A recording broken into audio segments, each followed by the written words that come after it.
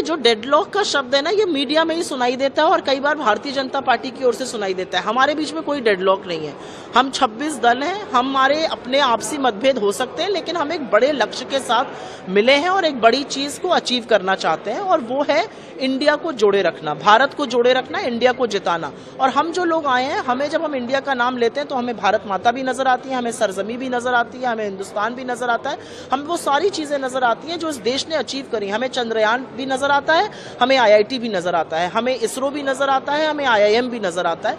तो हमारे कोई ऐसे मतभेद नहीं है। मेरा अपना मानना यह है कि जैसे जैसे वक्त बढ़ेगा, बहुत सारी चीजें जिस पे आप सवाल पूछ रहे हैं वो अपने आप क्लियर होंगी, और कुछ चीजें तो देखिए ऐसी हैं कि जो इलेक्शंस के बाद ही डिसाइड होंगी। ये किसका चेहरा होगा, क्या होगा, जनता एक चेहरे से उब चुकी है, ये मैं आपको बता दूं, और जनता उनके खिलाफ वोट करेगी। इलेक्शन के बाद ही PM कैंडिडेट डिसाइड। देखिए क्या होता है, मुझे लगता है एक मीटिंग है और उस मीटिंग में संयोजक का डिसाइड होना, कैसे आगे की रणनीति बनेगी, ये सारी इंपॉर्टेंट चीजें हैं। ये इसे कुनबा नहीं कारवां कहिए, कारवां बढ़ता, और ये जैसे हिंदुस्तान का कारवां बढ़ता गया, इंडिया का कारवां बढ़ता गया, भारत का कारवां बढ़ता गया, उसी प्रकार ये कारवां है, और ये कारवां एक निश्चित उद्देश्य के साथ आगे बढ़ रहा है।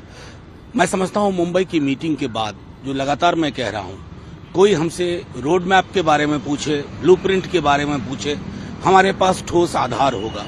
हम यह कह पाएंगे कि इस देश को हम पुनः पटरी पर ला रहे हैं, ताकि रोजगार की बात हो, महंगाई की बात हो, सामाजिक सौहार्द की बात हो, सार्वजनिक संपत्ति के प्रोटेक्शन की बात हो। ये तमाम चीजें हमारे उद्देश्यों में होंगी, जिसके लिए हम चर्चा करेंगे। सर, ममता बनर्जी कहती हैं कि खेला होगा, लेकिन उन्हीं के राज्य से भारतीय जनता पार्टी के जो प्रेसिडेंट हैं वो कहते हैं कि तो तमाम जो फॉर्मूला है कि कुश्ती बंगाल में है, दोस्ती बाकी जगहों पर है, इस तरह का नहीं, मैं समझता हूँ जो भी अध्यक्ष जी हैं बीजेपी के, उनको थोड़ा 77 से लेकर के अब तक के चुनावी इतिहास को देखना होगा। और वैसे भी जब किसी भी तानाशाही हुकूमत से, अधिनायकवादी हुकूमत से लोग लड़ते हैं, तो विभिन्नताओं के बीच में एका की बात होती है। ये कोई नई बात नहीं है। सर, लेकिन महाराष्ट्र बीजेपी के अध्यक्ष का एक बयान है, वो कह रहे हैं कि ये जो इंडिया अलायंस है, ये होटल में 2 दिन का एंजॉयमेंट है, उसके बाद सब अपने अपने घर लौट जाएंगे। नहीं, बिल्कुल सही कहा उन्होंने। वो तो पटरी पर, रेल की पटरी पर बैठ करके मीटिंग किया करते हैं, और मैं क्या कहूँ। सर, लेकिन इस अलायंस के साथ सबसे बड़ी जो मजबूरी है, छोटे छोटे जो दल हैं वो अपने अपने नेता को PM फेस के लिए प्रोजेक्ट करें। क्या आपको नहीं, देखिए, नहीं, मुझे लगता है कि हर दल अपने नेता को शीर्ष पे देखना चाहता है, लेकिन जब आप सामूहिक बैठक करते हैं ना, तो उसकी सामूहिकता क्या अंगीकार करेगी, इसके लिए सबको इंतजार करना होगा। बारों में हमारे बैठक में होने वाली है, उस बारे में मैं बाहर आकर बात नहीं करूंगा, लेकिन मैंने कहा कि जिस तरह से इंडिया आगे चल रही है, हमारा अलायंस, वैसे वैसे बॉर्डर में चाइना जो घुस गया है ना, वो भी पीछे हटेगा हमारी ताकत देखकर। अरे ये तो पूरी की पूरी अब तय करेंगे हम किस तरीके से हमारी देश की संवैधानिक व्यवस्था को बचाना है। देश के अंदर संविधान जो गारंटी देता है हर नागरिक को, हिंदू हो या मुसलमान हो, महिला हो या पुरुष हो, सबको जो बराबरी का जो गारंटी देता है उसको लागू करवाना है। तो इस सरकार को, बीजेपी को सरकार से हटाना, ये है हमारी मकसद। उसको कैसे करेंगे हम, वो चर्चा करेंगे। हाँ, सुनाई नहीं दे रहा। कन्वेयर को लेकर बार सवाल उठ रहे हैं कि कन्वेयर कौन होगा। नीतीश कुमार पीछे हट गए, ऐसी भी चर्चाएं चल रही है। भाई, चर्चाएं आप लोग चला लो ना, ये सरकार को हटाने का चर्चा हम चलाएंगे, बाकी चर्चाएं आपकी मर्जी चला लीजिए। ये जनतंत्र है, आपको अपना अधिकार है, अपनी अफवाहों के बारे में चर्चा करो आप। You see, the primary objective of the India alliance is to fight collectively and defeat BJP in order to save the nation, save the constitution, save democracy and secularism, federalism, etc. And country is in great trouble. Country is in multiple crises, and country has to be liberated from the clutches of BJP, RSS combined.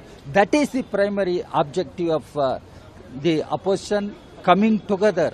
And we had a meeting at Patna.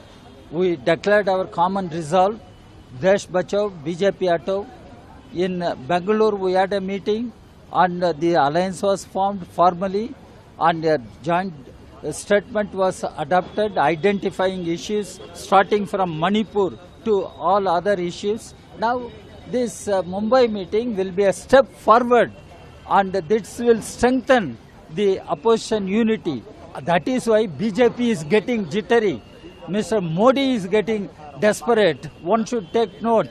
And 2024 elections will be a critical election for the country and its future. We are confident that BJP will be removed from power. But West Bengal Chief Minister says that Khela hoga on being about the Lok Sabha election. Do you believe that Khela hoga in 2024? Whatever she has said, she will explain. She is competent to explain her position. What I am saying, on behalf of the left, on behalf of CPI, we want all secular democratic parties should fight the elections collectively and ensure the defeat of BJP in the interest of the country. That's what we have been saying. But Maharashtra BJP said that I feel that India Alliance are organizing the meeting keeping in mind that they are preparing for a huge war against the Prime Minister Modi. If it shows how desperate they are, how jittery they are.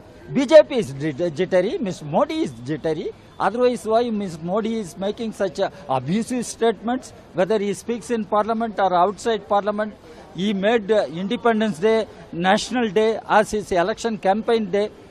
That shows their desperation. That's what one should understand. So we are hopeful, we are confident. The people of this country have understood what disastrous governance they had from Modi, and Modi has to go. This is what one should understand. But NDA saying that who will be your face because the Aam that's- Aadmi Party spokesperson says Arvind Kejriwal should no. be the Prime Minister Yeah, candidate. Samajwadi Party spokesperson says Akhilesh Yadav should be the Prime Minister candidate. Yeah, it also shows you can also be Prime Ministerial candidate. After all, India is democracy. Mr. Modi says it is mother of democracy. And mother of democracy means the children of mother, any child can become Prime Minister. That is the strength of democracy. But BJP is raising this question because it is desperate. It has no other issue to question the opposition parties. And we know opposition parties are mature enough collectively to decide anything. I have seen through my own experience, I saw how the United Front was formed, how UPA 1 was formed, UPA 2 was formed, how the prime ministers were chosen. So that is not an issue. The issue is BJP should go from the seat of power.